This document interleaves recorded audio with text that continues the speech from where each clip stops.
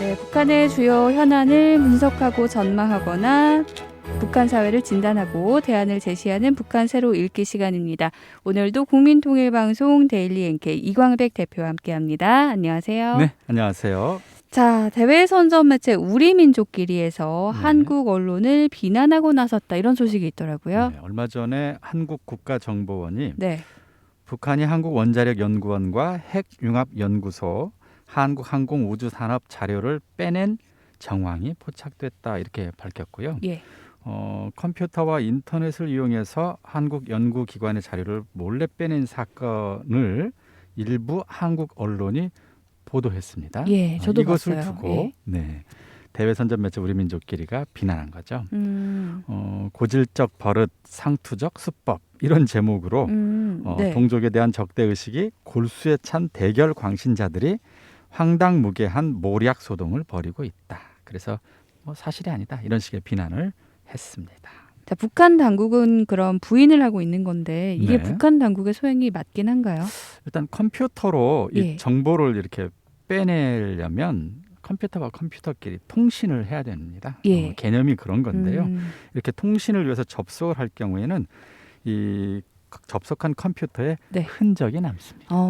대체로. 예. 왜냐하면 컴퓨터를 이용해서 통신을 할 때 컴퓨터마다 이 고유의 주소가 이름이 붙습니다. 예. 이제 이것을 영어로는 인터넷 프로토콜 어드레스 줄여서 IP 주소다 이렇게 표현하는데 이게 다 컴퓨터마다 정해져 있어요. 이게 기록에 남게 돼 있습니다. 그렇군요. 그래서 이 IP 주소 컴퓨터 기록을 추적한 결과 북한 정찰 총국 산하의 해커 부대 컴퓨터로 밝혀졌습니다. 네. 그래서 북한 당국도 이것을 의식한 듯 인터넷상에서 벌어지는 대부분의 해킹 범죄들의 이 다른 사람 혹은 다른 집단의 수법을 교묘하게 도용하는 경우도 있을 수 있다. 그래서 진범이 자신들은 아니고 다른 범인들이 자기들 걸 일부러 남겼다 이런 식으로 언급을 했는데 글쎄요, 네. 이건 거의 일리가 없고요. 북한 그러게요. 소행의 가능성이 높아 보입니다. 네, 보통 한국에서도 이런 해킹 사건 벌어지면 IP 추적한다 이런 얘기들 많이 하니까 아무래도 네네. 북한 당국의 IP가 남은 거는 맞는 것 같은데, 자, 그러면은 한국 연구기관이잖아요. 여기서 네. 어떤 정보를 빼놨나요? 현재로서는 예. 어떤 정보를 얼마나 빼갔는지는 구체적으로 밝혀지진 않았습니다. 네. 다만 원자력연구원이 하는 연구는 핵 원료 원천 기술, 예. 그다음에 원자력 발전 기술 연구하는 기관이고요.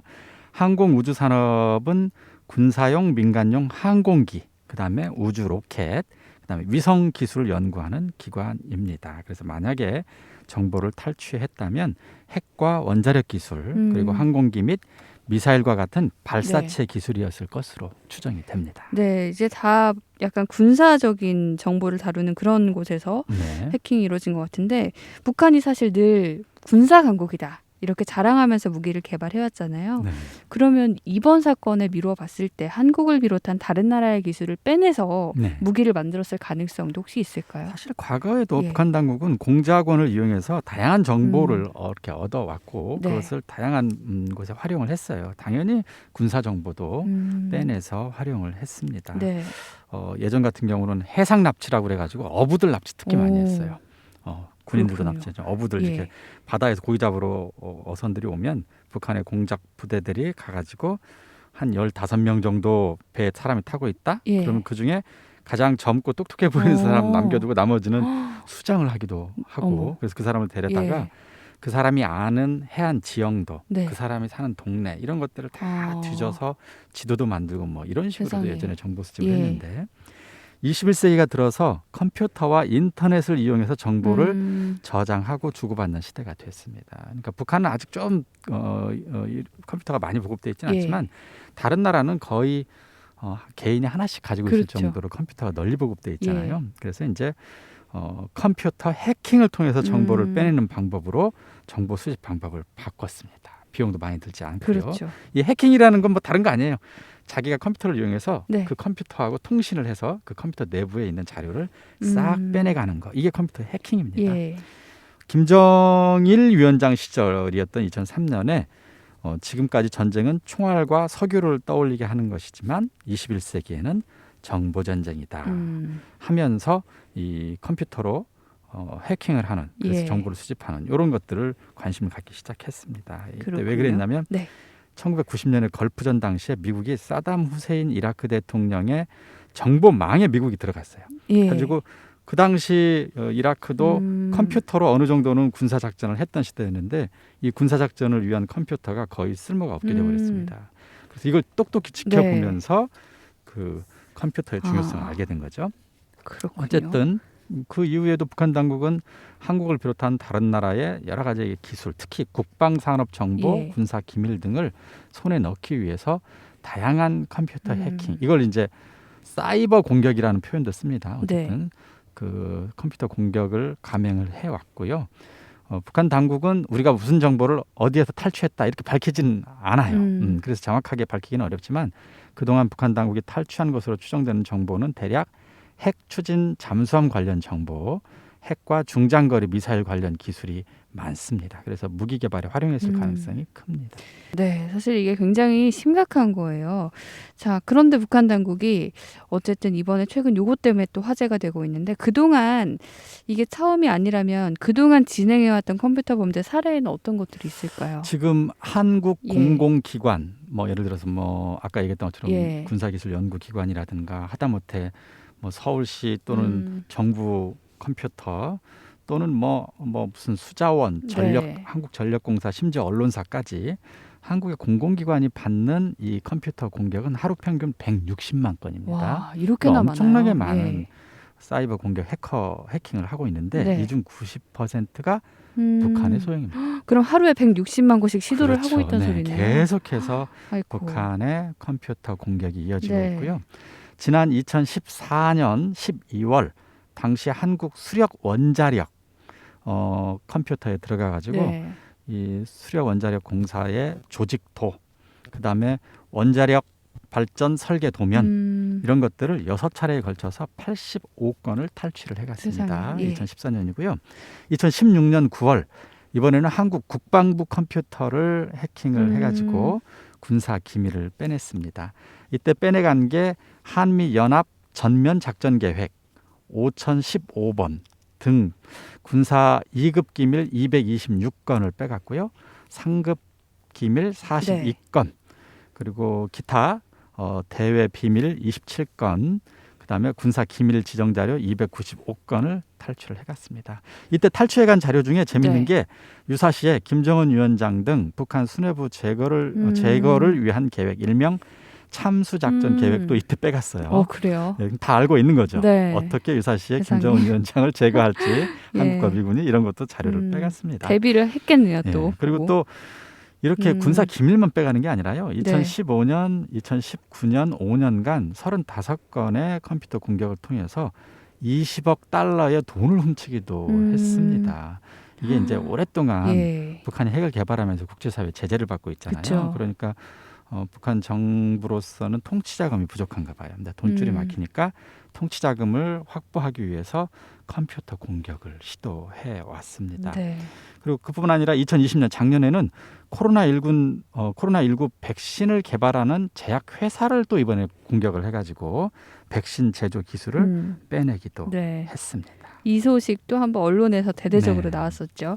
자, 이렇게 하루에도 160만 건씩 시도를 하고 이런 걸 보면 약간 조직적으로 하고 있지 않나 생각 드는데 컴퓨터 해킹으로 정보를 빼내는 일은 누가 하는 건가요? 네, 일단 컴퓨터 해킹, 컴퓨터 예. 공격 이걸 맡은 부서는 북한 정찰총국 산하에 있는 기술정찰국입니다. 네. 기술정찰국은 대외적으로는 그냥 3국으로 이렇게 불리고 있습니다만 예. 이 컴퓨터 공격을 전문으로 하는 부서라고 보시면 되겠습니다. 그 산하에 4개 부서와 직속 연구 부대들이 있습니다. 네. 지금 저희들이 취재를 해보니까 북한 내에는 이 정찰총국 산하 기술정찰국에 2만여 명이 일을 하고 많네요. 있고요. 예. 해외에는 3,000명 정도 요원이 활동하는 것으로 알려져 있습니다. 이 4개 부서 가운데 일부는 공작 장비 연구, 네. 그다음에 이렇게 해외 공작, 컴퓨터 공작에 필요한 장비를 연구하는 쪽이고요. 2부는 컴퓨터 프로그램 침투 정보부입니다. 네. 그러니까 여기서 이제 정보를 가져오는 일을 주로 합니다. 그리고 3부는 전자통신기술부. 여기는 이제 그 컴퓨터에서 정보를 가져오려면 그 컴퓨터에 접속을 해야 돼요. 그렇죠. 이 컴퓨터도 엄청난 보안으로 다른 사람이 허가받지 네. 않은 사람이 그 안을 접속할 수가 없는데 이걸 뚫는 일을 바로 이 3부에서 어. 합니다. 전자통신 기술부에서 합니다.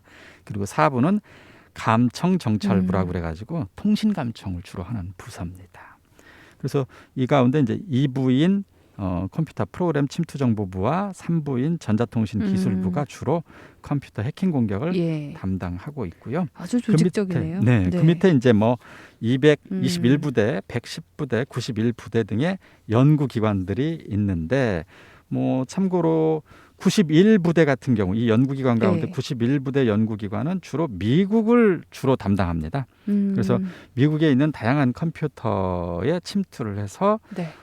미국의 핵기술, 미사일 기술 뭐 등등등 이런 것들을 빼내오는 일을 맡고 그런 것 관련된 기술을 만들고 있는 그런 부서라고 보시면 되겠습니다. 네. 자, 그렇다면 이번에 정보 탈취를 주도한 게 킴스키라고 해주셨는데 킴스키 굉장히 많이 들리거든요. 어떤 조직인가요? 예, 뭐 킴스키라는 네. 부서가 따로 있는 건 아니고요. 아까 예. 얘기했던 2부와 3부 부서라고 보시면 되겠는데 네. 이제 해외에 이런 컴퓨터 공격을 전문적으로 연구하는 전문 기관들이 네. 이 그 부서에서 주로 이게 컴퓨터 해킹할 때 남기는 발자취가 있다고 그랬잖아요. 거기에 보면 꼭 이 수키 킴이라고 하는 킴스키라고 네. 하는 이름이 있는 흔적이 남아요. 그래서 이제 그 조직을 일명 킴스키다 이렇게 부르고 그렇군요. 있습니다. 예. 북한 당국이 사용하는 부대의 공식 명칭은 아닌 거고요. 네. 정보기관이나 국제 전문가들이 붙인 이름이죠. 그 외에도 국제 전문기관이 분류하는 그러니까 남길 때 킴스키라는 이름이 네. 제일 많이 알려져 있고요. 이번에 원자력 연구원을 해킹한 것으로 알려진 것도 바로 네. 이 킴스키라는 흔적이 남아 있습니다. 네. 이 킴스키가 그동안 활동해왔던 곳을 주로 보면 한국, 미국, 일본 그리고 영역을 보면 외교 정책하고 네. 군사 기밀을 주로 수집하는 그런 쪽 일을 하고 있는 것으로 네. 추정이 되고 있습니다. 특히 2014년 수력 원자력 그 연구원에 들어가서 도면을 탈취한 그 수력 원자력 해킹 사건의 주범도 바로 이 킴스키로 알려져 있습니다. 그 외에 북한 그 해커 부대가 남기는 흔적이 세 개가 대표적인 게 세 개가 더 있는데 안달리엘이라는 이름, 라자루스라고 하는 네. 팀, 그다음에 블루 노로프라고 하는 팀, 뭐 이런 것들이 대표적인데 그 외에도 한 30여 개로 지금 팀을 추정을 하고 있습니다. 많네요. 굉장히 많은 팀이 예. 가동돼서 지금 하고 있는데요. 킴스키는 아까 얘기했던 것처럼 원자력 도면 주로 네. 많이 한다고 그랬고 안다리엘이라고 하는 이 팀은 우주, 그다음에 군사 업체 기술을 둔 예. 군사 정보를 주로 탈취하고요.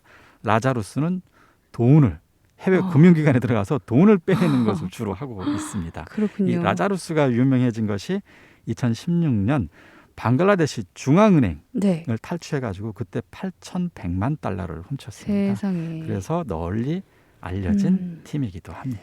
정말 그야말로 악명이 높네요. 네. 어쨌든 불법 해킹은 범죄 행위인데 김정은 정권은 정보와 돈을 얻을 수 있다 보니까 이게 이득이라고 생각할 수도 있을 것 같아요.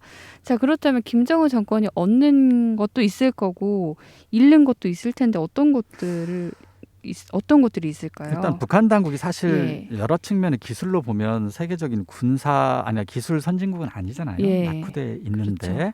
자체로 개발할 수 없는 것, 자체 없는 기술을 해킹을 통해서 어쨌든 네. 컴퓨터 범죄를 통해서 얻을 수 그렇죠. 있으니까 그건 뭐 이득일 수 있다고 예. 치죠. 그리고 부족한 외화도 돈을 훔쳐서 메울 수 있다. 뭐 그것도 이득이라고 치자는 거죠. 그러나 정보와 돈을 그것도 불법 행위를 통해서 얻는다? 그렇죠. 이건 국제사회의 비난을 자초하는 일이고 국제사회로부터 고립을 가속화하는 것입니다. 결과적으로 어떻게 됩니까?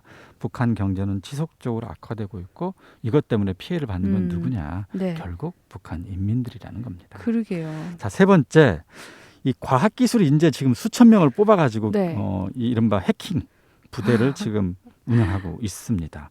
결과적으로 뛰어난 인재들을 사실상 범죄 행위에 이용하는 셈이에요. 네, 그러니까요. 이들을 이렇게 뛰어난 천재들을 네. 돈 몇천만 달러, 그다음에 부스러기 기술을 훔치는 데 쓸 것이 아니고요.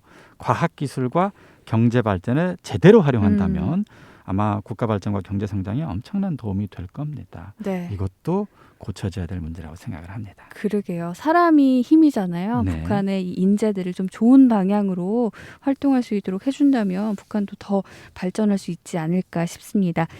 자, 오늘은 북한의 불법 정보 탈취 실태에 대해 살펴봤습니다.